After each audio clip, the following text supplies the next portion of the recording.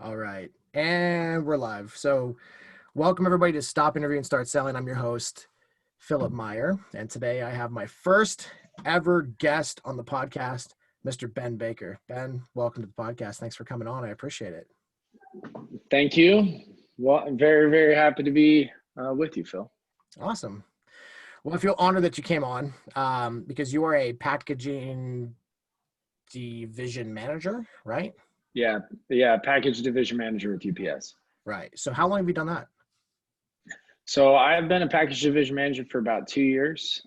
So essentially, my role is I'm responsible for a geographic area. So I have basically the eastern part of the Bay in California. So I'm responsible for basically the Bay Bridge all the way down to past Newark, so almost Milpitas area, and then I go out all the way into like San Ramon, right on the border of San Ramon. So essentially, what I'm responsible for is literally everything for that geographic territory. You Wow. know, growing the business, selling the business, the everyday performance, service, safety training, compliance training, you name it, I'm responsible for it all. Wow. So, how did you get on with UPS in the beginning? So in the beginning, actually, I applied, and it's funny how I actually there was a guy that I knew through some friends, and he had worked for UPS, and so it got me into an interview. And when they actually sat me down to interview me, they saw a gap in um, my resume, and they asked where was I for the last 2 years, and I told them I was on a mission for my church. And uh, after that, they said, he's like, okay, I have no other questions, you start on Monday. And so I started out at UPS as an unloader, so I unloaded the trailers. I went on to load the package cars, worked various positions on the inside. Eventually I became a part-time supervisor in Rockland, California. And I then went, got promoted full-time as a preload supervisor in the West Sacramento building. So I was a full-time preload supervisor. From that, I went on road. So essentially I managed drivers at that point. I got promoted again to being a preload manager in West Sacramento. So I managed, at that moment, it was probably about 150 employees on a shift. And then I became a center manager. So I was responsible for a geographical area. And then, so as you move up from a center manager, essentially it's your geographical area that expands. So Gotcha. when I was center manager in Sacramento, I had Sacramento down to Elk Grove. That was my geographical area. But as a division manager, you have multiple centers. So I have the Oakland preload, that's the shift that loads the cars. I have the Hayward building, and then I have in total 3 centers. So it's roughly I dispatch about 246 to about 270 drivers a day. And then on average, I have around 250 inside workers that work each day. Wow. So, the last podcast I did, where I was talking about specifically leadership. So, with someone in your position, I mean, that's 500 employees. That's 500 different personalities that you have to deal with. That's 500 different sets of personal problems that you probably hear about each and every day. How do you deal with that specific aspect of your job? You know, it's interesting you ask that question, because I attribute a lot of my understanding of leadership to a book that I read. It's called Can't Hurt Me by David Goggins. Oh And yeah, I read really, that. it's, the thing about the book is the book's all about your mindset, and you can control your mind, and you are the author and finisher of your destiny. Essentially, that's what it's about. And so by reading that book, it helped me compartmentalize my information that I get. It helped me to have a mindset to address certain issues or concerns of employees, or situations that arise. It's not, in a position of leadership in a corporation, it's often, it's not like people call me up, tell me all the great news in the world. Usually they tell me bad things that happen, whether it was accidents, injuries, malfunctions of equipment, whatever that is. I think the thing that it helped me realize is I can control what I can control. I can control my emotions. I can control how well I listen to people.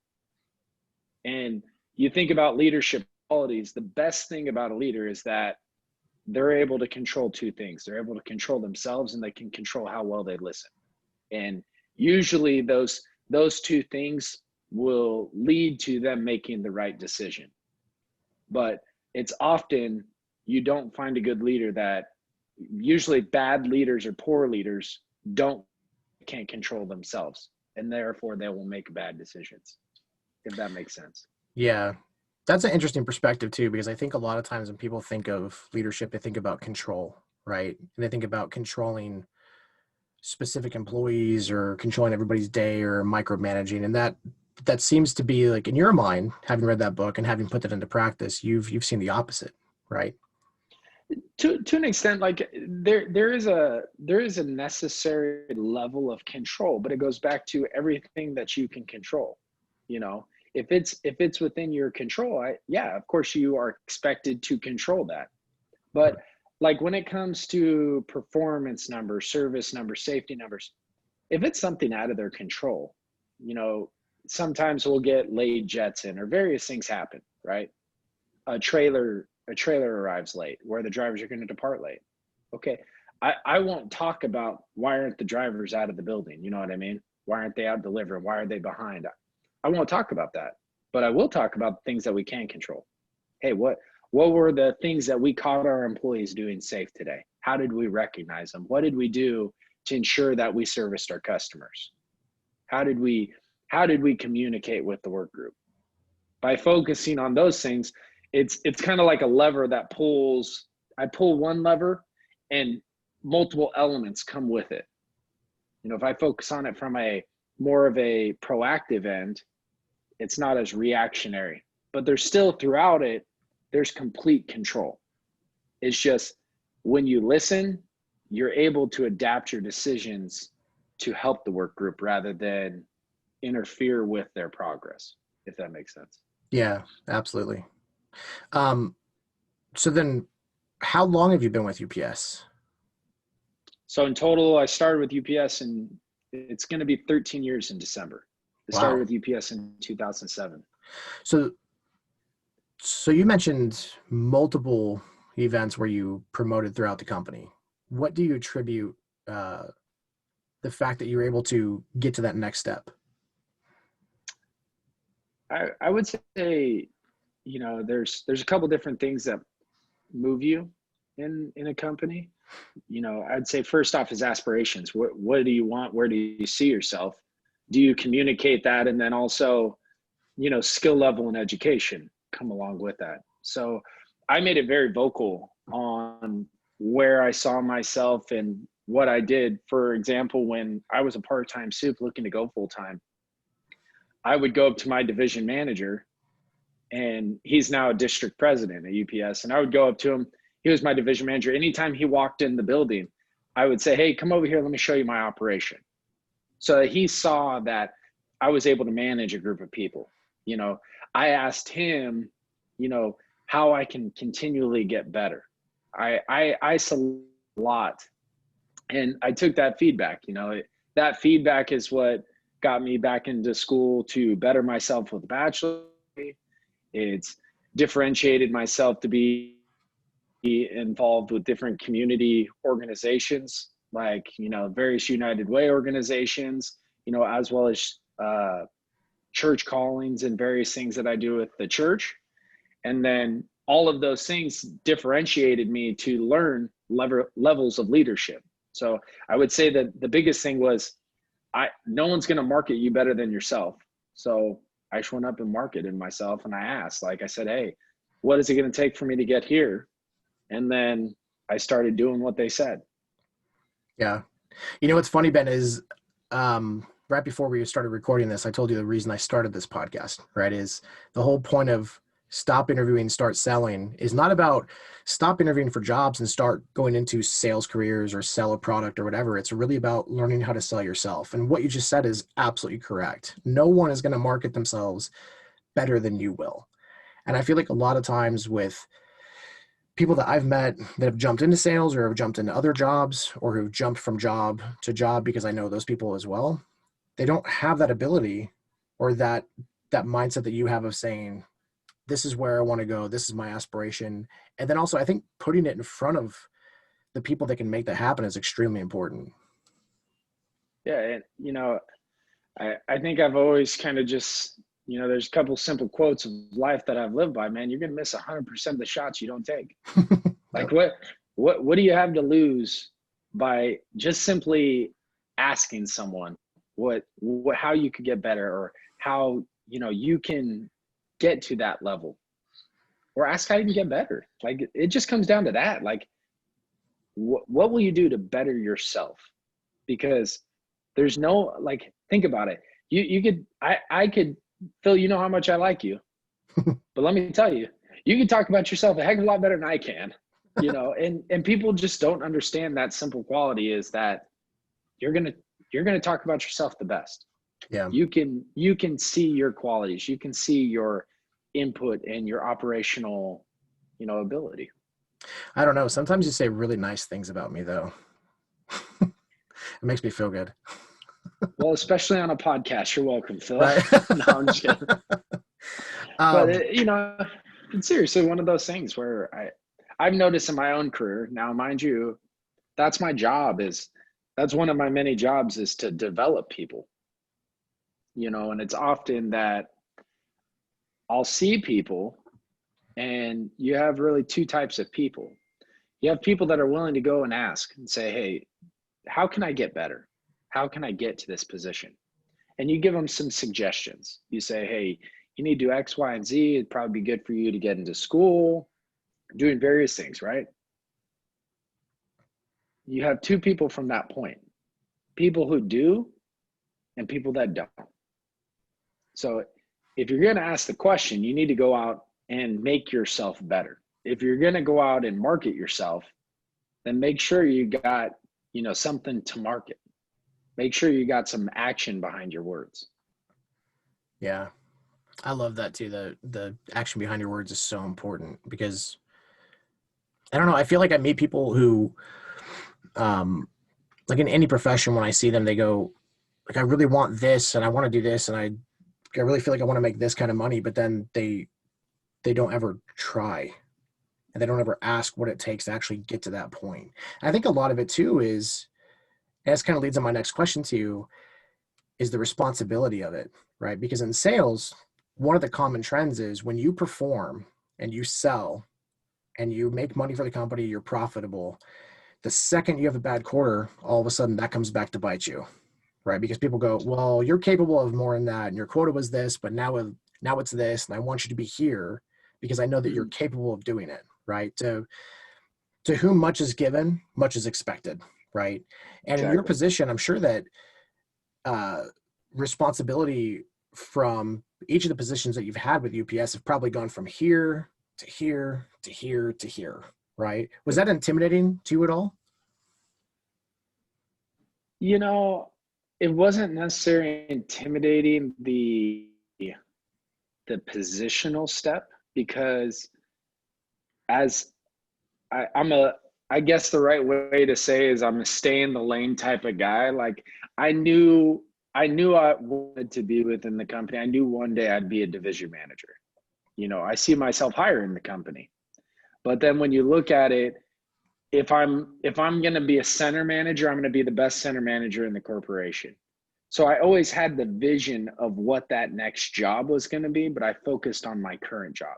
So when I got the next job, it wasn't necessarily intimidating. I would say that in the entire time I've now been throughout the Bay Area, I've been transferred a couple times to some high impact buildings to help them out. And there was one time where I wouldn't say it was intimidating, but I was like kind of shocked. I was like, wow, this is real. I'm going to this tough operation. And it lasted for a very short time, but I remember the first morning driving in, I was like, man, this is real. This is really going down. And it was like, I don't know if it's intimidating, but maybe for a little bit that day. And then after that, I was kind of like, you know what? This is another day. We just keep moving. turned Yeah. out to be perfectly fine. You kind of adapt after a while, right? Because it becomes Yeah. your world. Yeah. Yeah. I remember, um, I think I was probably with UniFirst for a year and a half. And then my sales manager actually got let go. And so there was an opening. And my regional sales manager came in. He's like, hey, how come I haven't seen your application come through for sales manager? I was like, I didn't know I was that person. I didn't know I was qualified to be a sales manager. So I stepped into the role, actually went through the interview process, got hired. And within 6 months, I was like, I bit off way more than what I could chew. I mean, I just wasn't ready for that kind of level because, of course, I mean, there's a whole nother avenue that you have to go through and there's a whole new quota. One of the things my GM told me at that time is he goes, remember how your quota was this? He goes, now it's this multiplied by 5 because that's how many reps you have. Yeah, I can't even imagine having to manage as many people as you have. So then from there, what's your next step after that? Like, what's your time frame of becoming that next tier? So You're probably not going to stay the there, right? no, that's definitely not my plan. So the next available promotion for me would be a package operations manager. So essentially, I would cover an even larger territory. So our package operations manager covers the entire Northern California area. Wow. So covers from basically, Visalia to the Oregon border. So, Wow. they cover a larger geographical area. Ops managers usually cover multiple states. Obviously, California is a bigger state, so it's a little bit different. But that would be the next promotion. So I would have multiple division managers that report to me. Wow. So if you have multiple division managers, that's each division manager probably covers about the same as you do now, right? Which is like 500 people. So if it's It multiple, depends. There's some big, there's some bigger, there's some so I have 3 centers. It's in a dense area. Our district covers out until where Ely, Nevada is on the border of closer to the border of Utah. mm-hmm. It's way out in the middle of nowhere in Nevada. So we cover out all the way out there. So there's one division manager. He has 27 centers. Some of those centers have 4 drivers in it. They're just really small rural centers, but some of them have more. That one that has 27 centers, he dispatches 450 drivers a day. So it's probably 200 more drivers than I do a day. Right. So it just depends. He has significantly different issues than I do in Oakland, California, as one could assume. Yeah, I would imagine. So what's that like? Because I'm sure that California, I mean, it seems like there's a lot of people moving out of California, me being one of them. But as far as doing business in California, do you find that there's more difficulties or more obstacles in your way because of that? I wouldn't necessarily say, UPS. I think sometimes the regulatory side of it with different, rules and whatnot, it can be, but we're pretty good at navigating those concerns. What I would say is I've seen a lot from a customer base. A lot of companies are making the choice to leave California due to taxes or various regulations put on them that basically eliminate their ability to grow. Mm-hmm. So I've noticed that a lot more customers are leaving more than anything out of California. Yeah. Well, I think a lot more too. Like a buddy of mine, David, actually runs a martial arts school in West Sacramento. I was just talking to him last night, and I'll have him on the podcast as well. But he was saying that one of the biggest things that they've learned is that you can actually teach martial arts online. And even though it's like a new territory for most people, and most people look at that and they stare, there's actually an episode of The Office. I don't think it ever made the actual episode, but I'm a huge Office nerd. So I've looked up all the cut scenes and all the bloopers and stuff. And there's actually a line that Gabe says to Dwight and Jim as he goes, I'm taking karate classes online, and they can't get through it because they find it so funny. and it was a complete joke. But fast forward to 2020, and now there's a lot of martial arts schools that are actually doing that. So I wonder if, I mean, obviously UPS is a gigantic uh, corporation, but I wonder if because of companies leaving or because of companies having to innovate, if a lot of these companies knew that they didn't have to have a storefront, do you find that UPS would pick up that business because now it's mostly online? There's a lot more shipping. And I would say that if you look at the UPS business model, what a lot of people don't know is when it comes down to it, people think of us just as a simple transportation company. We're really not. We're a technology company. You know, we have everything from different solutions that we provide. And so I would say that if you look at overall shipping industry, you know, B2B business from business to business has significantly dropped, and B2C has absolutely increased. So that's your Amazon, that's your online shippers, you know, that don't have a brick and mortar place. You know, a lot of people are seeing the benefit in the marketplace of just not having a brick and mortar place. It's, you know, it's almost to an extent, depending on your type of business, it's really not worth it. Right. Especially with, you know, for example, right now with in California, it's a lot more locked down than some states with COVID. Yeah. So if you had a brick and mortar store right now, the likelihood of it being shut down is, or your traffic in the store cut down at least, you know, would ability to grow as a business. Yeah. That's an interesting take on that too. I was just going to ask you, so has COVID negatively impacted UPS, or has it increased the profitability? I would say it's increased. It's made some difficult operating terrain. You know, I want to say that, you know, some areas were up significant amounts of volume, you know, in various areas and pockets. You know, at the time COVID first started, you know, it affected it from a weird way when COVID actually happened. So, you know, the entire financial district of San Francisco had shut down. So you think about it, that's, you know, a good portion, 25% of the city, 100% shut down. But it was like everyone was home and had some money, and everyone just bought a ton of Amazon and various things online. And that's what, you know, it was kind of a shift of the business.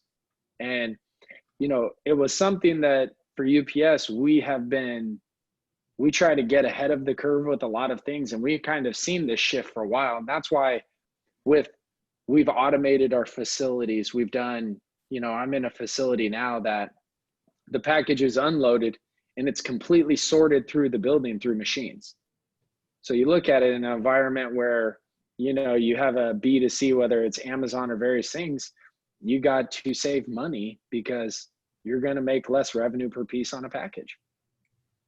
Wow. You know, so it's things like that of shifting your business financially to support it, you know, has made us, those shifts that we've made over the last, you know, 3 or 5 years investing in our facilities.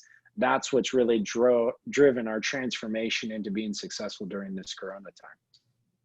Wow. So I totally forgot what I was gonna ask you after that. Um, yeah, with the whole COVID thing, like it's funny you mentioned that people just go online and they buy things, because that's exactly what I did. I mean, like I looked at, it was so weird. Like my wife and I, we love the the Vampire Diaries. Have you ever seen that show with Ian I haven't, Somerhalder? but I think you wear a ring or I something. You did. told me Yes, you something. saw the ring. Yes, Yeah, yes, yeah. yes, We had yes. dinner, and you were like, "What's up with that pimp ring you have on your on your finger?" Like that thing was like $12 on Amazon. I bought it as a joke because my wife is in love with Ian Somerhalder, and let's face it, I can't blame her. He's a pretty attractive man. But it was funny because I walked up to And her. you don't even have to lie and say I bought it as a joke for my wife. It was like, come on, it was a serious thing, Phil. Come on. Okay, Come fine. It on. was it was a placeholder for when I get my President's Club ring this coming year for sales. I just wanted to get used to it. So There you go. yeah, but like you said, I'm projecting the success, right? Like I see myself being there. Um, but yeah, like, it's just interesting how people they change their behavior so quickly with with COVID. I feel like in East Idaho, like I just drove by this Italian restaurant yesterday as I was out making cold calls. That place was packed. I mean, the parking lot was full. There's people inside the restaurant. There's people outside the restaurant just chilling. And I'm like, that doesn't look like social distance, or what's it called? Social The distancing. yeah, thank you. I couldn't say that word. Exactly. Yeah. Yeah, so gets strange. I mean, like I haven't been to California since I moved up here, but I mean, what's it like down there in the Bay Area? I'd imagine it's probably It's pretty locked down still, right? yeah. You can't eat. There's no dining in any restaurants. Right. It's 100% outdoor dining. The hard thing is it's hurting a lot of smaller businesses. So a lot of businesses just can't afford, so they're closing. There's a restaurant in Alameda. It's this Italian restaurant that I like to go to. They pay 35 grand a month in rent. Well, if you go from turning 500 tables a day to 150 tables a day, Hmm. your rent, you're going to go out of business if you can't figure something out. So, I know it's difficult. It's I think the normal person is used to it now, and you know, people, it's going to be politicized to some extent. Yeah. Some people are going to be really freaking out about wearing a mask and social distancing, and some people believe it's all a hoax. You Hmm. know, so I would say we're more in the realm of mass social distancing, people freaking out with hand sanitizer, spraying you. I think that's the realm we live in right now, Yeah. especially in the Bay Area. But yeah, that's really what it's like. We're kind of all used to it now, it seems like. Yeah. I just did a full on like sales presentation for a customer a couple days ago with the mask on. It's the first time I've ever had to do that. And it was kind of difficult because I mean the mask, like it kind of like covers up your nose, is a little bit too tight on my face, so I couldn't breathe super well. So I had to like pull it out and just keep going. But it wasn't like it was that big of a deal. So I mean, like me, I feel like, what is it, like 67% or 70% of the country tends to get their news from Facebook articles or like shared posts or whatever. And I feel like a lot of people, they look at those and they go, oh, that's true because there's a picture and a caption attached to it. But like me, like I don't know anything about pandemics. I don't know anything about viruses or how they're spread or if this thing is really real or if it's deadly. So I'm like, you know what? I'm just gonna err on the side of caution and wear a mask and stay 5 to 6 feet apart from people. I mean, it's not that big of a deal. So It always worked out for me. I didn't like to shake people's hands anyways. And so now it's like, hey, what's up, brother? yeah. Do you give the fist bump or like the elbow bump? Is that what you do? Uh, I'll do yeah, I'll do that. It's interesting. So I just got transferred on July 13th. Mhm. So I have a whole new work group, a whole new, I've known a lot of the managers and supervisors, but a lot of the hourly employees, the drivers, the inside workers, I don't know. And so it's difficult when you're raised in a culture of being direct, shaking hands, looking people in the eye, to now, you know, you don't shake their hand, you can only see their eyes, you don't really get a good, even getting to know people in some aspects, because you got to look at it from a UPS driver standpoint. They're wearing a mask, they're wearing the same brown uniform everyone is, and this is all you can see on them. So really getting to know them is somewhat difficult right now. So it's kind of even an adapting thing for me, because I want to be respectful. I want to meet these people. I want to get to know them. So Yeah. I was raised, you look someone in the eyes and you shake their hand. It's a little Yeah. different. So once in a while I try to do an elbow bump or something.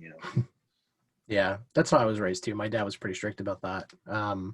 But even in sales, it's weird because I used to shake people's hands all the time. Some customers would want to give me a hug or like that whole bro hug thing.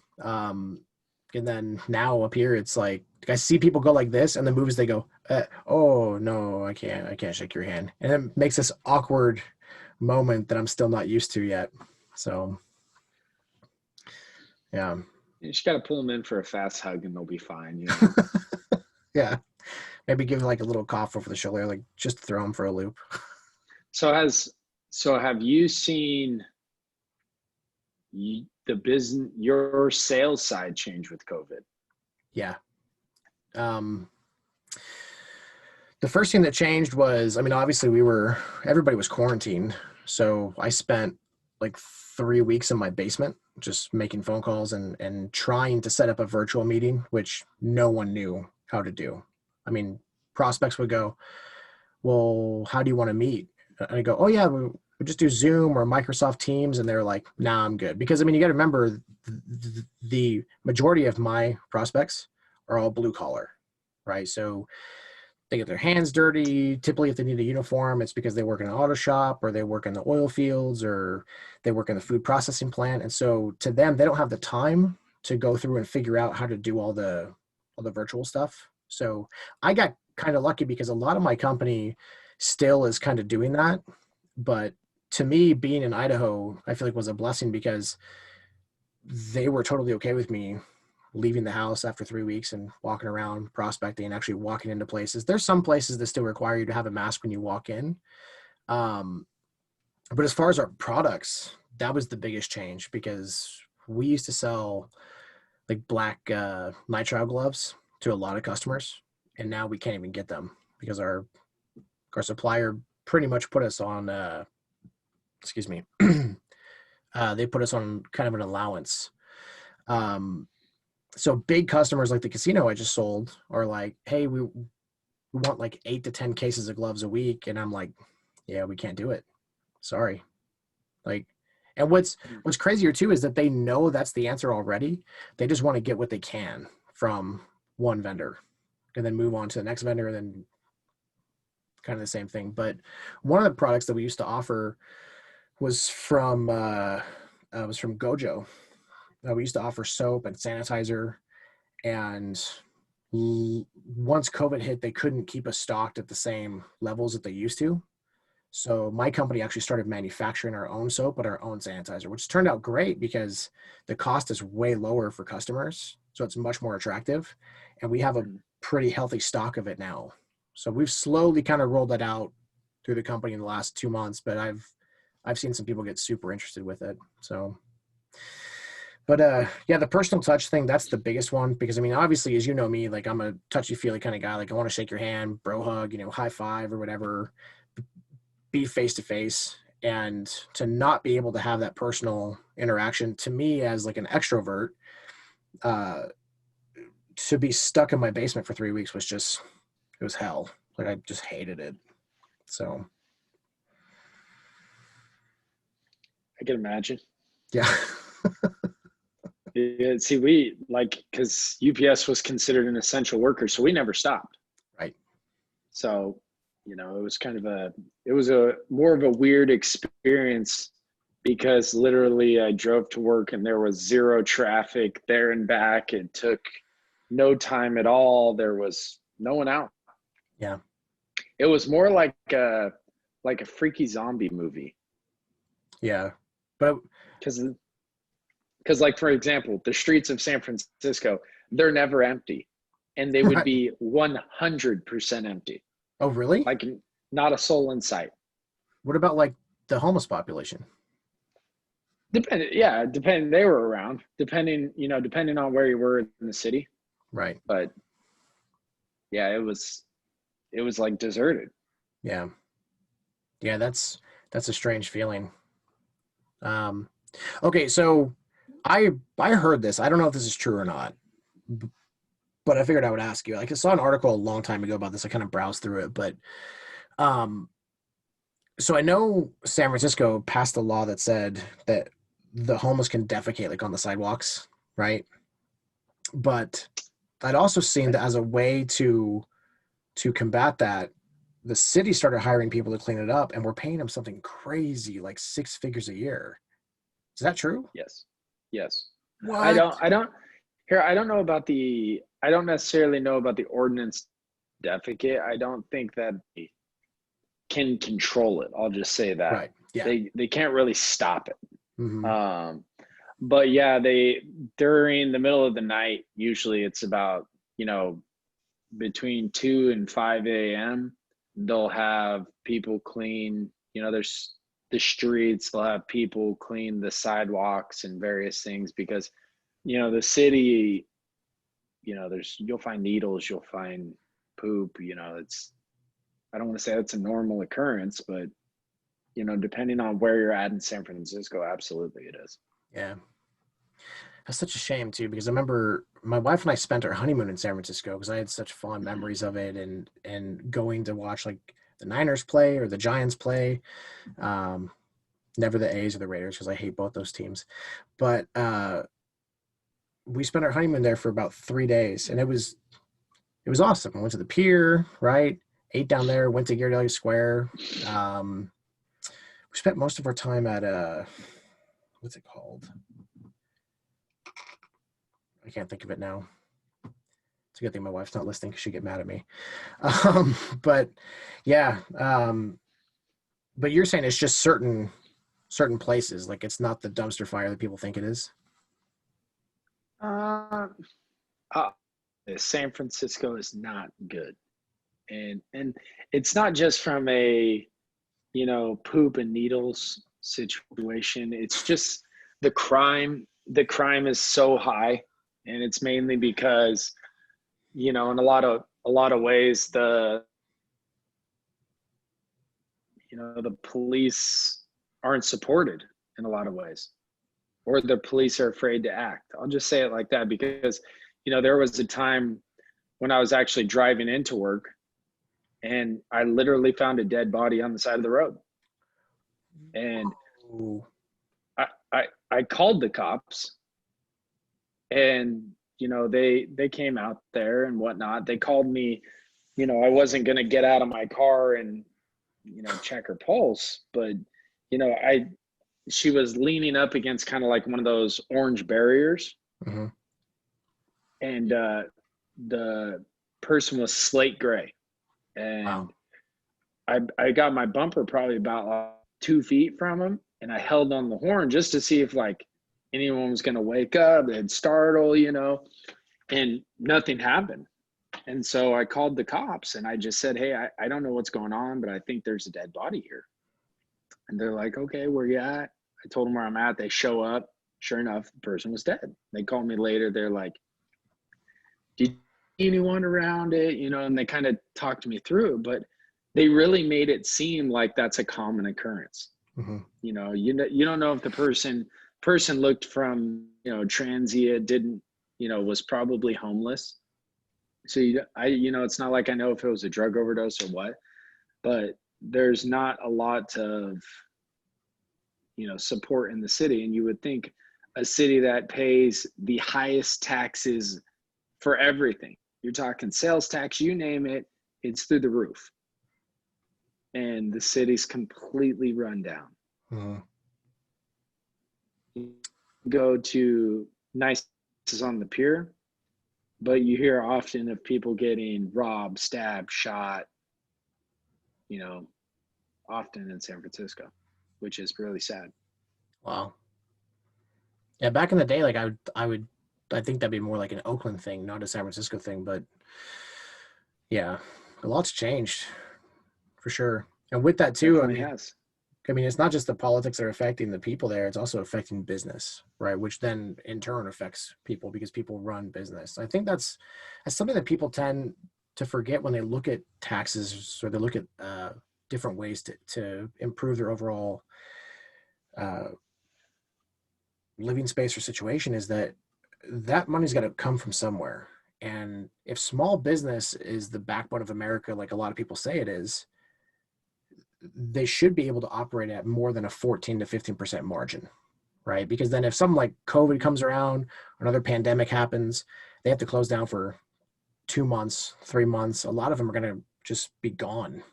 They won't be there anymore, and then that revenue's lost, right? So now, having said all that, I don't know what the solution is. I have no clue. Definitely won't be running for president or the Senate anytime soon. But honestly, with that haircut, Ben, I could see you in the Oval Office. You look super dope. Hey, don't tempt me with a good time.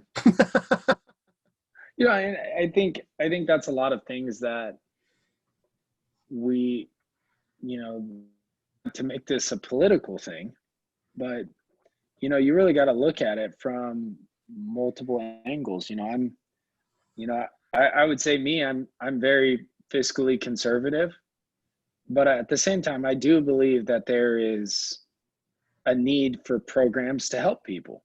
Sure. So some social programs are absolutely needed, but the thing that I think our government does a poor job of is, rather than really look at what's needed, we live in constant debt where we spend more than we ever will have ever take in. And then what we do is offset that gap. We just keep raising taxes, but the more we raise our taxes, all we do is just add more programs, and we keep expanding that gap, and we try to overcome it with taxes, when if you really wanted people to be successful, you would have lower taxes. It would cause economics, people to actually start spending more money because they have more money, and you'll see small businesses grow.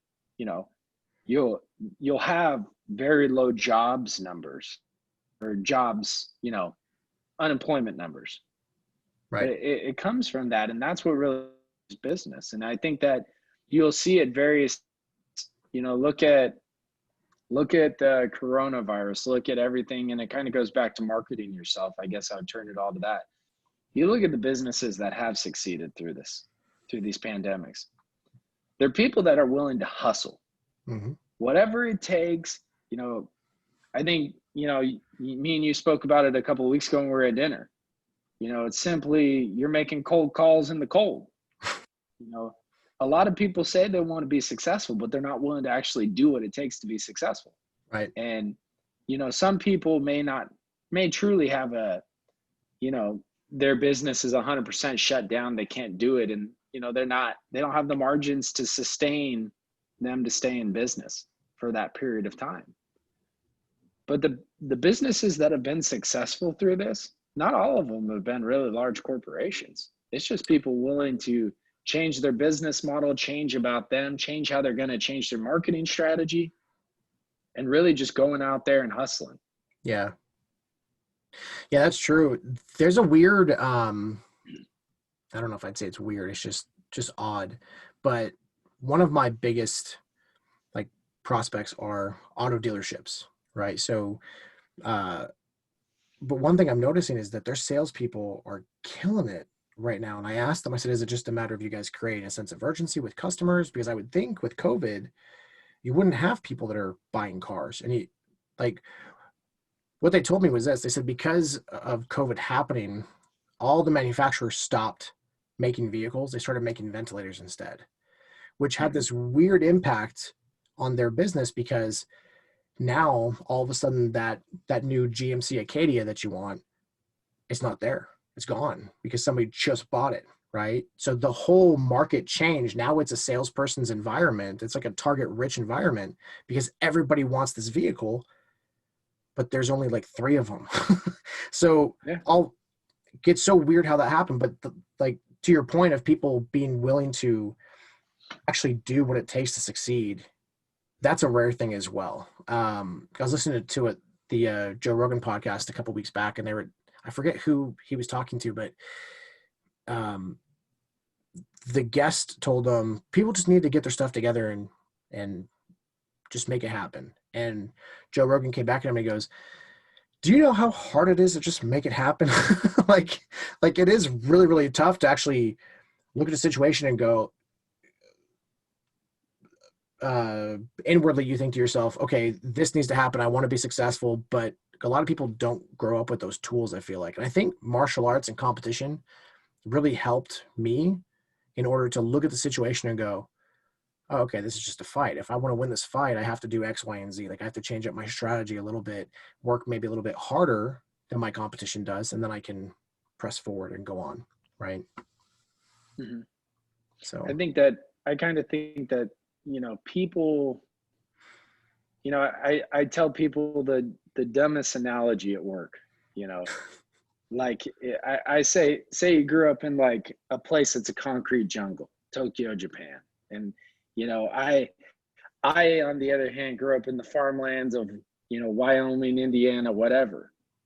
And you call me up one day and you say, "Hey Ben, you know, what's it like pulling a weed?" And I say, you got to pull a weed, you got to go down to the root, and then you pull it up, you get your dirt in your hands. Okay, I explained it to you, but the reality is you don't really know what it's like to pull a weed. And I think often people are so vague with whether it's commitments or even understanding what to do, like go and make it happen. That's vague. Yeah. That means nothing. You got to have a strategic step-by-step plan of how are you going to do that. And so I think that's one of the problems when people dream big. Are you still there? Yeah. Can you see me? Can you hear me, Ben? No, Oh no. I can hear you. Oh, good. No, I'm good. I'm good. Oh, I don't know what happened with the computer. Something went buck wild on my computer. So, oh, but okay. what I was saying is like, Yeah. People try to be so vague about things, and they say, you know what, I'm gonna go make this happen. Well, Mhm. there's steps to it. Like, what are you actually gonna do to make that happen? Because, like you said, not everyone has the resources, the tools. Some people just really gotta hustle more than others. Some people gotta go out there and grind every day. Yep. And then eventually, through time, that's what really gets them to where they need to be. Yeah, absolutely. Well, Ben, I want to say thank you for jumping on the podcast today. I really appreciate your insights and hope you feel like it was fun.